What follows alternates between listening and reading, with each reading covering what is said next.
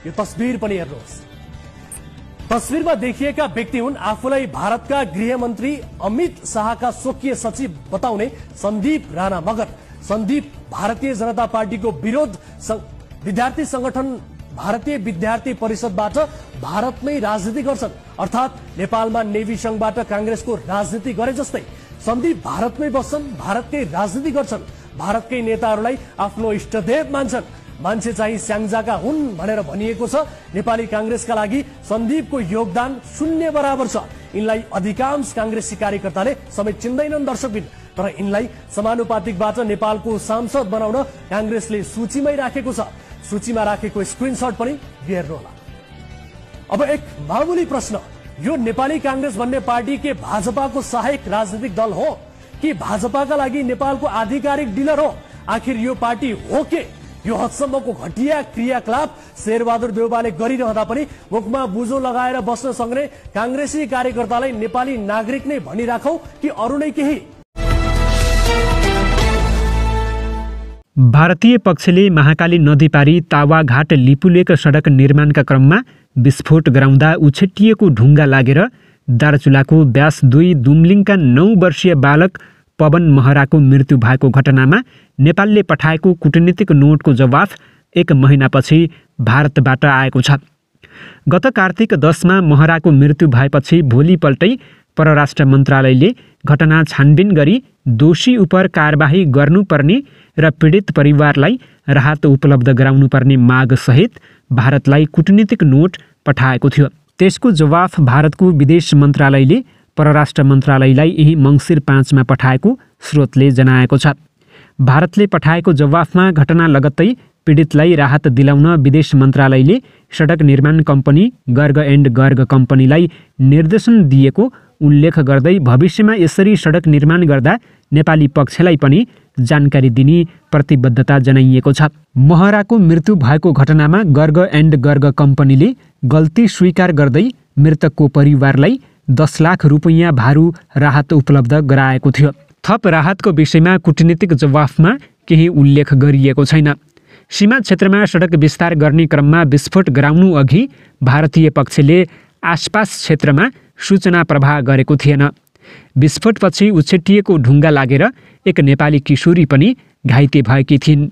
महाकाली नदी तर्ने क्रममा 2078 साउन 15 मा तुइनबाट खसेर दार्चुलाका 33 वर्षीय जयसिंह धामी बेपत्ता भएको विषयमा भने भारतले अझै जवाफ दिएको छैन।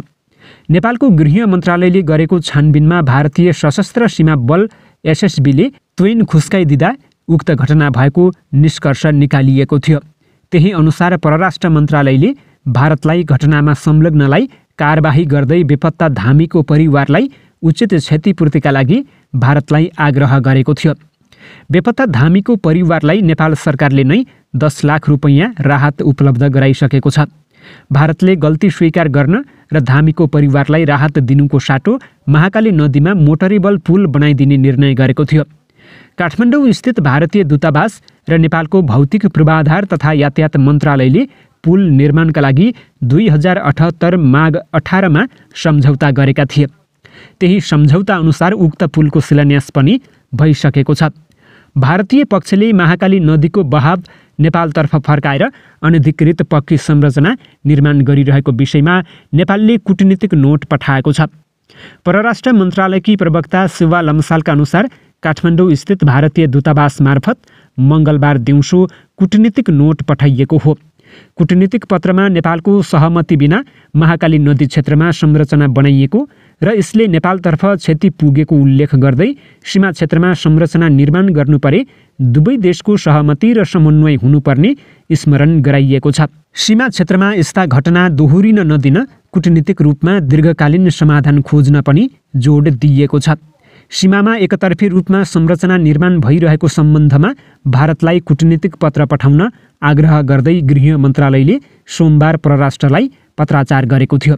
गृहको पत्रमा दार्चुला सदरमुकाम खलङ्गा पारी भारतले महाकाली नदी मिच्दै एकतर्फी रूपमा तटबन्ध बनाएको र त्यसबाट नदीको धार नेपालतर्फ धकेलिएको उल्लेख गरिएको थियो। गृहले सीमा क्षेत्रमा यस्ता घटना पटक पटक दोहोरिरहेको उल्लेख गर्दै कूटनीतिक पहल गरी दीर्घकालीन समाधान खोज्न पनि परराष्ट्र मन्त्रालयलाई आग्रह गरेको थियो। गृहकै पत्राचारलाई आधार मानेर भारतलाई कूटनीतिक नोट पठाइएको परराष्ट्रका एक अधिकारीले बताएका छन्। दार्चुलाको सीमा क्षेत्रमा आइतबार दिउँसो 4 बजेतिर दुवैतर्फबाट ढुङ्गा हानाहान भएको थियो। पारीबाट हानिएको ढुङ्गा लागेर बाङ्गा बगर स्थित कैलाशपति आधारभूत विद्यालय नजिक खेलिरहेका 4 बालक घाइते भएका थिए। नेपाली बालक घाइते भएपछि आक्रोशित स्थानीयले झोलुङ्गे पुलको गेटमा तालाबन्दी गरेर केही समयका लागि आउजाउ बन्द गरेका थिए। प्रशासनले बल प्रयोग गरेर केही घण्टामै गेट खुलाएको थियो। सोमबार पुनः भारतीय पक्षले धारचुलातर्फको पुल बन्द गरेर केही घण्टा आवागमन अवरुद्ध पारेको थियो। प्रधानमन्त्री शेरबहादुर देउवाले पश्चिम सेती आयोजनालाई भारतीय कम्पनीले निर्माण गर्ने बताएका छन्। बिहिबार सुदूरपश्चिम महोत्सवको उद्घाटन समारोहलाई सम्बोधन गर्दै देउवाले यस्तो बताएका हुन्। उनले आयोजनाप्रति भारतीय प्रधानमन्त्री नरेन्द्र मोदीले समेत चासो देखाएको बताएका छन्। भारतीय प्रधानमन्त्री नरेन्द्र मोदीजीले पश्चिम सेती आयोजनाबारे चासो राख्नु भएको छ। देउवाले भने पश्चिम सेती आयोजना निर्माण गर्ने भारतीय कम्पनी भरपर्दो इमान्दार भरपर्दो कम्पनी पनि हो, ठग्ने खालको छैन। उनले भनेका छन्, पश्चिम सेती निर्माण सम्पन्न भइसकेपछि सुदूरपश्चिमको विकासमा ठूलो टेवा पुग्ने उनको भनाइरहेको छ। देउवाले छिट्टै पञ्चेश्वर आयोजनाको काम पनि अघि बढ्ने बताएका छन्। सुदूरपश्चिममा गौरी फन्टा नाकामा भारतसँग कुरा गरेर सहज बनाउने उनले बताएका छन्।